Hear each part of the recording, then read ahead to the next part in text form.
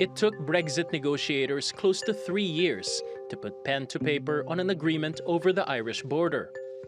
Now, Downing Street wants to rip it up unilaterally, with Prime Minister Boris Johnson's government saying the deal he himself signed has not worked. We're fixing these problems that are causing real difficulties for communities within the United Kingdom. And that is the duty of the United Kingdom government to make sure we maintain political stability in our own country. The sticking point is the Brexit deal's so-called Northern Ireland Protocol. It keeps the border between the UK and the Republic of Ireland open, but it mandates customs checks for goods traveling from the island to the rest of Britain, in effect creating an internal border within the country. The UK wants to streamline those procedures, which the government says have become too much of a burden for businesses. Officials say they've tried to bring Brussels back to the negotiating table, but have been ignored. They're refusing to even change their mandate. And so we have to basically give clarity about what the protocol means, how it should be interpreted. Only the UK can do that. Instead of talks, the EU is threatening to sue the UK before the European Court of Justice. Brussels wants to keep the old Brexit deal intact and force Britain to deal with the consequences of leaving the bloc. There is no legal nor political justification whatsoever for unilaterally changing an international agreement.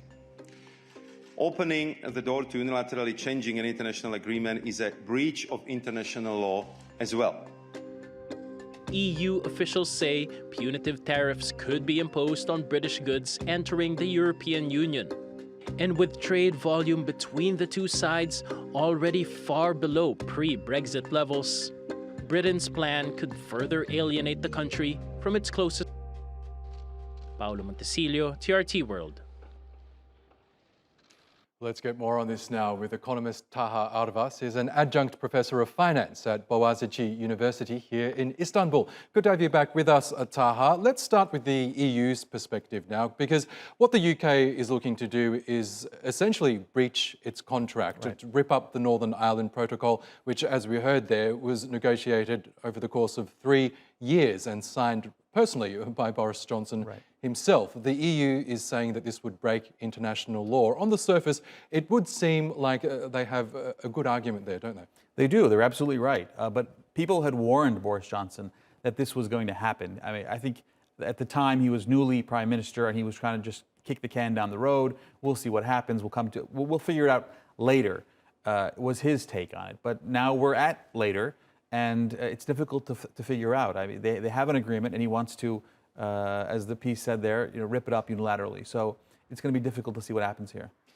From the UK's point of view, obviously this Northern Ireland Protocol has created a barrier in terms of trade between mainland UK and Northern Ireland. But as you say, economists had warned that this was always going to be part of the deal, that Brexit would entail the UK exiting the single market. But in the interests of peace in Northern Ireland, they had come up with this protocol so that Northern Ireland would remain in the single union while the rest of the UK was outside of it. So the UK says there are special circumstances here, given the precarious economic situation at the moment. Do you think Boris Johnson has an argument there?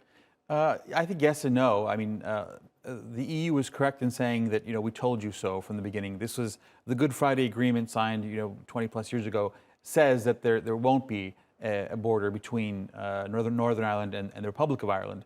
And this agreement technically puts a border between Great Britain and Northern Ireland. But it wasn't like Boris Johnson was forced to sign this agreement. This is something that he came up with, that he instituted, and that he's now pushing back against. So the EU is correct, but Boris Johnson also is arguing that, well, things change. The economy changes, the world changes. Many UK companies don't want to export to within the United Kingdom to Northern Ireland. That it's a huge barrier for them, and so this is slowing trade. Is he right? Kind of. It's not a major issue. It is an issue. But is it more of an issue than peace on the island of Ireland? I don't buy that.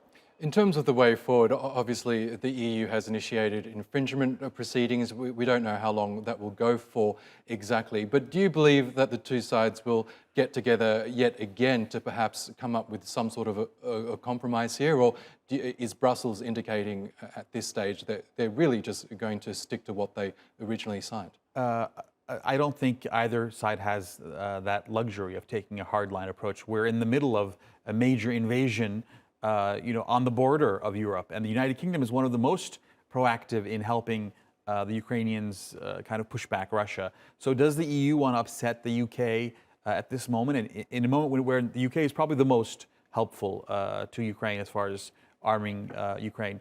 The answer is probably not. And we're, as the earlier piece said, we're in the midst of this uncertainty with interest rates rising globally, and will we have a hard landing everywhere, and no one wants to take a risk of disturbing that at this point. So I think they will come to an agreement. I think Boris Johnson will get something close to what he wanted, and the EU will just give him another pass on this because they really have no choice. There's more important issues at stake here. And you wonder if that was always part of the UK's plan. Right, probably, right. Okay, Taha Arvas, thank you so much for that, as always. Yeah.